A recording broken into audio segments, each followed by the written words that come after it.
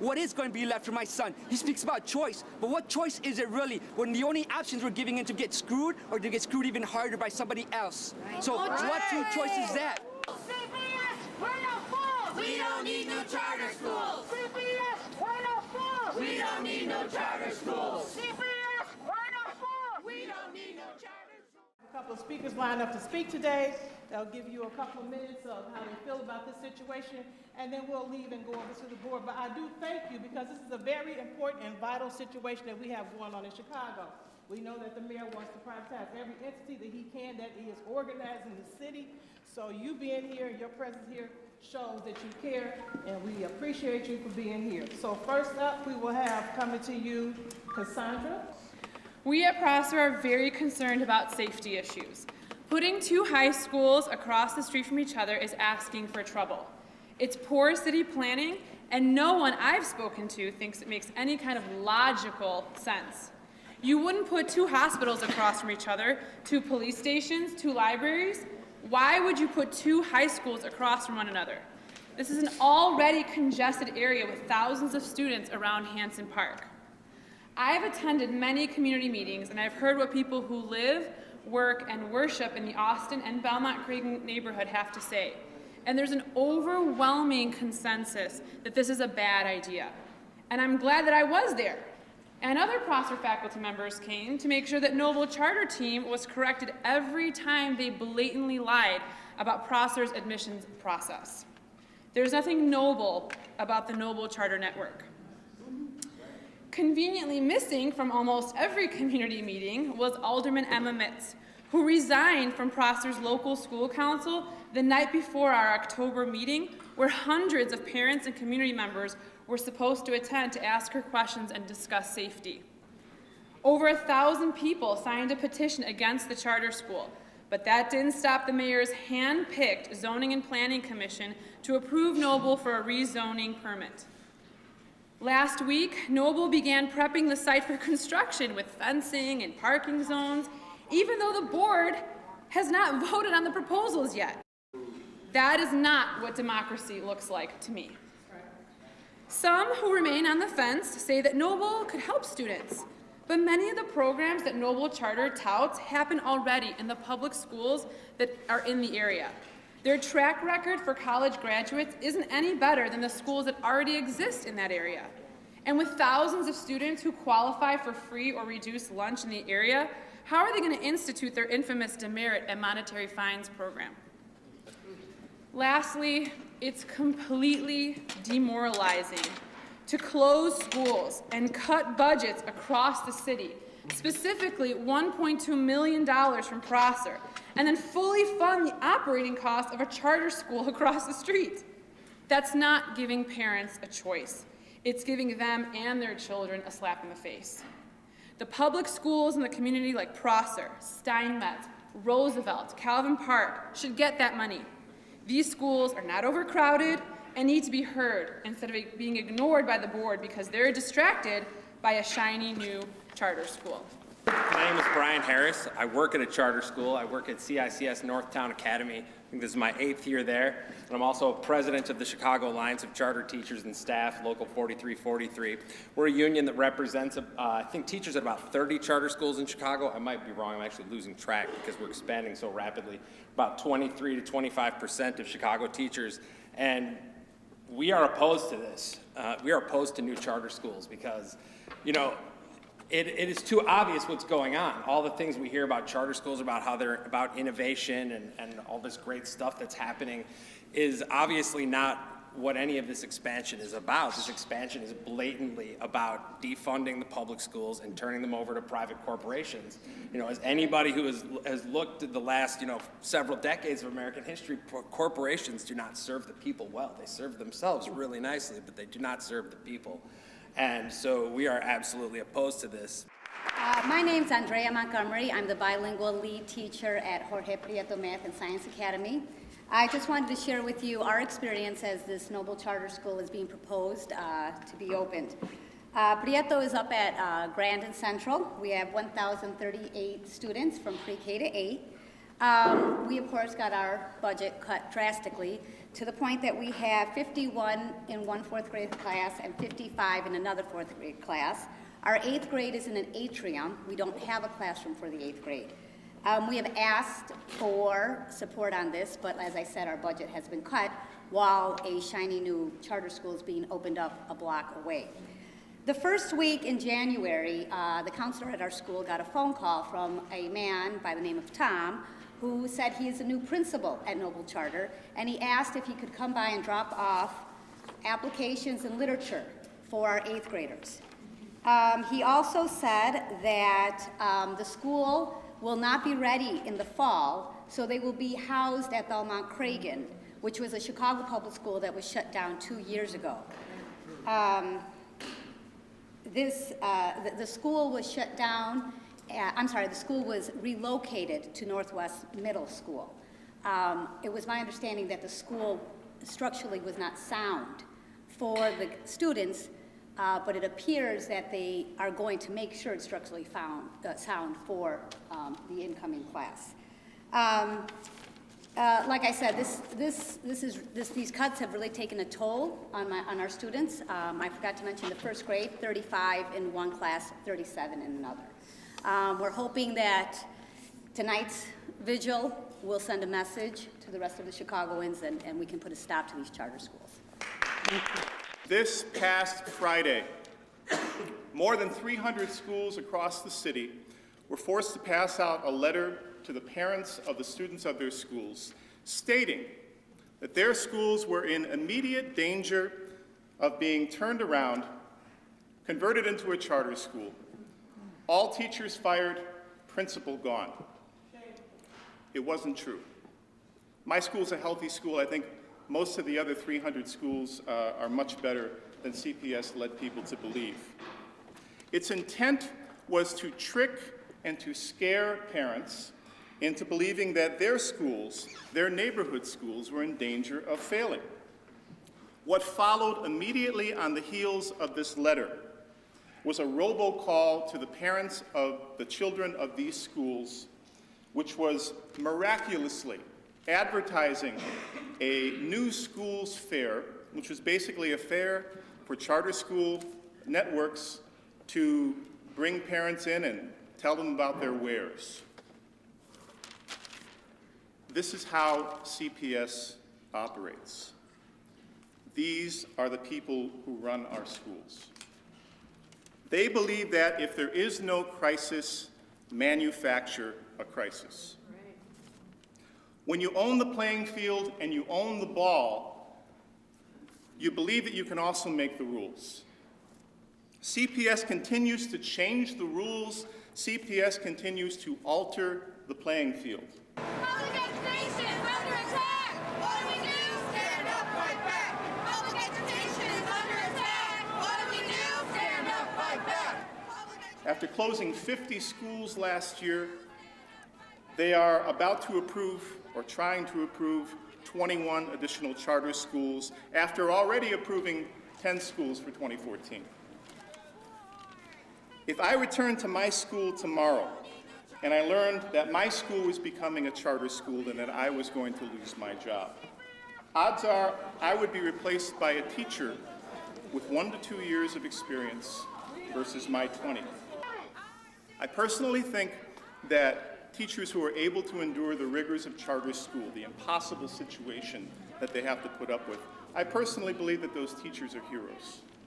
But to get rid of teachers who are veteran teachers in favor of teachers who don't have very much experience, for the reason that they cost less money than I do, is not a viable educational plan for the city of Chicago.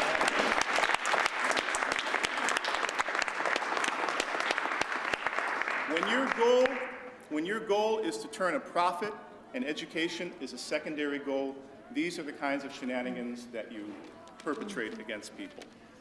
This is unfair to Chicago's children and to their parents. It needs to stop now. We're gonna beat back. Around attack. We're gonna beat back. Around attack. We're gonna beat back. Around attack. We're gonna beat back. Around attack. We're gonna beat back. Around attack.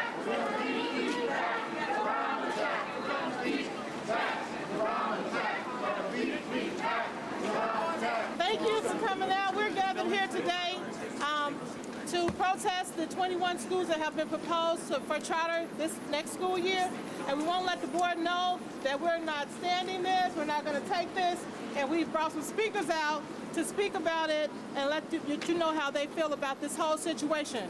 We know that the Board of Ed has not taken for heart or granted what the community has said. They have closed 50 schools, at least 10 on the west side of Chicago, where they are proposing to open up a charter school, and even on the south side. These schools are sitting where they were, boarded up, lights burning, heat burning, and not being used. And for them to turn around and open up 21 charter schools is a slap in the face to the community, and we're not going to take it. That's right. Hello, my name is Rosemary Vega, and I'm here tonight with my husband and everyone else, you know, basically withholding this freezing cold, because we are here to say that we're tired that our neighborhood schools are being starved. We're tired that they're saying there's no money for neighborhood schools, yet maliciously close 50 of them with no attempt in helping them, but turn around to open 21 charter schools within months of closing our neighborhood doors, and we just don't. And we won't accept not one more UNO. Do we really need another UNO? No! Thank you. Our neighborhood schools already lost millions of dollars last year due to budget cuts because CPS doesn't have enough money. If they didn't have enough money to give my school updated books, to give Douglas a music teacher, or give Prosser the mobile units they've been asking for 5 years, then how does CPS have enough money to keep these unnecessary charters open? My name is Jose Frausto, Frausto, and I'm coming here as a teacher and also as a community member of the Southwest Side, where CPS is intending to open up yet another charter school. Now, I live in a neighborhood that's been bombarded by UNO schools, and we're sick and tired of it because we are smart and already aware of what the real situation is. It's not about educating students, it's about Alderman Burke making more money and Alderman making more connections within our communities. So instead of listening to the people that have been working there, that have been living in the community, they're bringing outside groups to pretty much pillage what few resources we already do have. So it's quite upsetting, not just as a teacher, but also as an ex-CPS student, to see the direction that we're going, to see where Emmanuel Ram is taking the schools and what he's leaving for the future children. Now, as a new parent, it upsets me even more because what is going to be left for my son? He speaks about choice, but what choice is it really when the only options we're giving him to get screwed or to get screwed even harder by somebody else? So what true choice is that? Now you want to bring someone like Concept School, whose connections and political alliances make him even worse and shadier than what UNO and Juan Rangel did to my community? It's unacceptable as an educator, as a parent, and as a member of the community. What's that? You're camping overnight. I'm gonna give it a shot. We'll see. If I don't die of frostbite. What kind of equipment do you have? Well, I got 3 long johns, a couple of sleeping bags, a tent, face mask, mittens. I figure that'll keep me safe and sound. We'll see. Start doing a line? Yes. Here, why don't you just bring it over and just kind of lay him down in front of the crowd. In front of the crowd.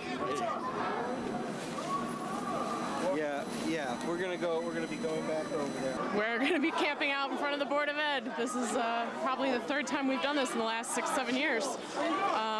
They're proposing to open 21 new charters tomorrow, and last year they just closed 50 public schools. So we have to do drastic things to get them to listen to us. So we're going to be out here all night, camping out. It's 9 degrees last I checked, and we'll stay warm as best we can. But How are you preparing for the I have 2 pairs of tights, 3 pairs of socks, and multiple blankets. What about the sleeping bags? Are they Arctic rated or? Mine is. I don't know about the other ones, but I have an Arctic rated sleeping bag. I'm good to go. Yeah, the spirit of solidarity will keep us warm.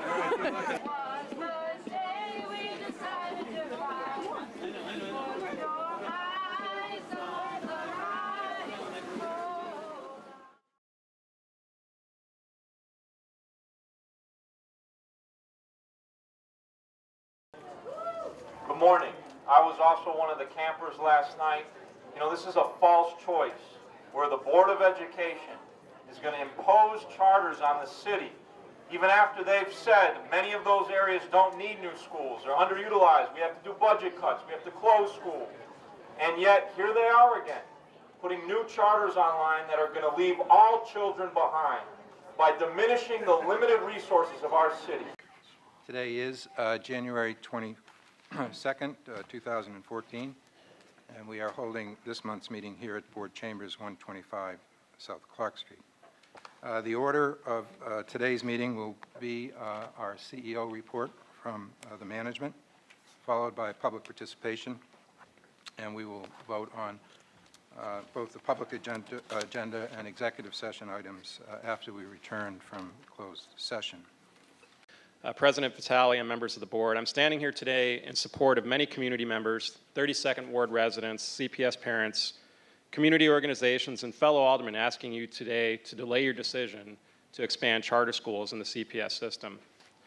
2013 was a traumatic year for many of our CPS students and parents as we watched the mayor and the board move forward on over 50 public school closures designed to save millions of dollars and allow for more funding to be spent on our other neighborhood schools.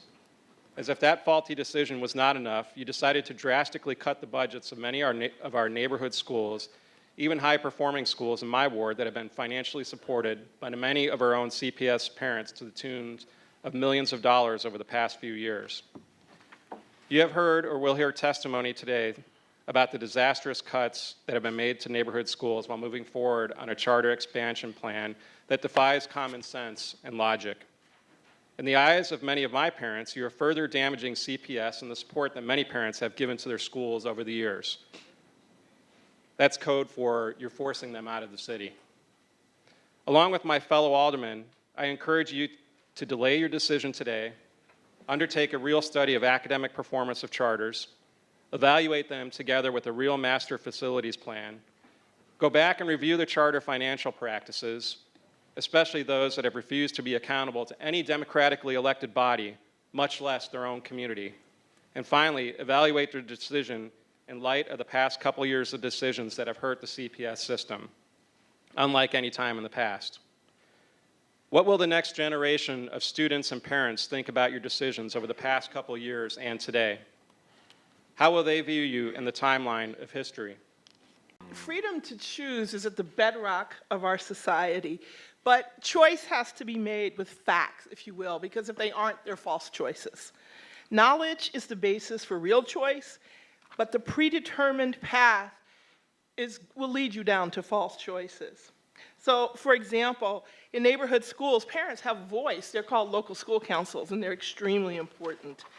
But that voice is removed when parents choose, and I'm saying choose, to go to charters. And why is that? Because charters actually take away parent voice. Because parents don't really choose charters, charters choose children. And that's the difference. Because if you cannot be a part of their process, on the accountability piece, if you're not at the test level, they'll ask you to leave. And we've seen this over and over and over again.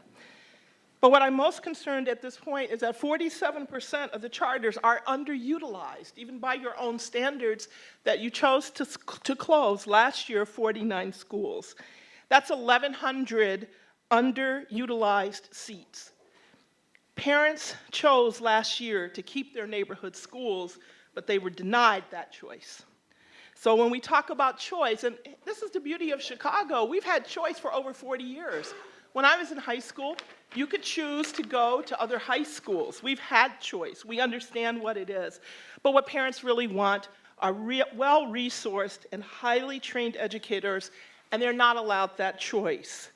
In state by state, we've been shown the seamy underbelly of the charter movement, the insider deals, the lack of transparency, and the lack of accountability, which means more than test scores. I want to make sure we're clear on that. That's a double standard. And that behavior that would get an administrator fired in CPS will actually get you a bonus at charter schools. You claim that we need to have these new charters in areas that are overcrowded, but you just approved $18 million to build an annex at Lincoln Park Elementary, a very overcrowded school in Lincoln Park, and another annex in Sauganash at Wildwood School, another very overcrowded school. My question is, why is it that Lincoln Park gets an annex and the schools in Belmont, Cragen, serving primarily Latino families, get a charter? You keep claiming you're broke. You had to close 50 schools last year. You cut district school budgets by $160 million. And where is the money for these charter schools going to come from? And before you take a decision today, you need to tell parents and people in these schools, what are we going to see cut next year? Schools already are having toilet paper drives because they can't afford to buy basic supplies. Ms. Clark? Let alone... Ms. Clark, excuse me. Yes, Can you let please alone conclude? pay for music, art teachers, and math teachers. Why is it that the rich and the powerful people in this city, like the mayor, like Bruce Rauner, like many Thank of you, you Ms. Clark. here, don't make the choice? The Our people next who speaker, please. have the choice to send their kids to charter schools don't make that choice. Thank you, Ms. Clark. Our next speaker, please. Speaker number 6. I want to just talk about what the decision you have before you today. The whole conception of charters, like Vice President Ruiz mentioned, is for the experiments to be used to help existing schools, not undermine and supplant them. The charter movement and many district officials boast that parents have choice, but it's really a false choice. Our options are often hopelessly convoluted or complicated by marketing, false claims, a generation of school neglect, budget cuts, and cutthroat competition. But you have a choice today to provide a singular example of quality and effectiveness in neighborhood schools that all parents can count on. Last year, about this time, I warned you about the UNO charter network and the scandals that were starting to unfold. You decided to go ahead and put that new charter online despite the growing evidence of corruption and nepotism. Please don't make that same mistake today. I would operate on the preventative principle. One example of the irony you face today is if that you choose to vote in the concept charters that face a very likely possibility of an upcoming SEC investigation in the near future for kickbacks and nepotism, you will have proven the mantra that CPS is failing parents and that we need to dismantle the system, creating a self-fulfilling prophecy for expanding charters and to divest. Mr. Potter, excuse me. Can you please conclude? Sure. Thank and you. divest from our existing schools. The choices the parents of Chicago and their children have in the future will be contingent on the choice you make for them today. Whether they have a robust neighborhood school or face more budget cuts, school closings, forced to choose between remaining schools in the area is actually your choice. Whether they're at a school with... Thank you, Mr. Potter. Anyway, please choose wisely. Finish up, Jackson. Thank you. I have a Motion. motion, please. So moved. Second. Thank you. I'll proceed with a roll call.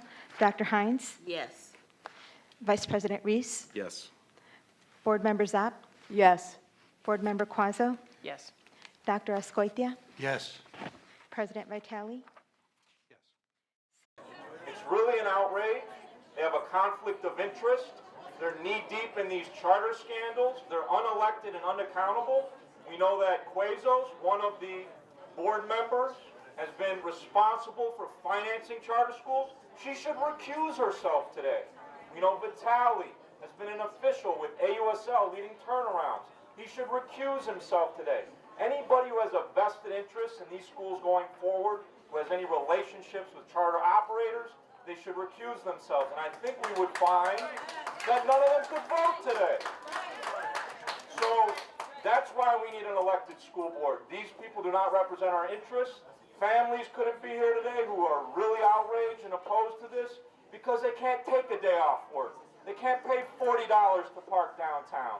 And they can't get here this early because they have children to feed. And it ain't right that the parents who are affected by these policies, whose kids will be robbed of art, PE, all the things they claim to be providing, can't voice their opposition. That's why we're here today.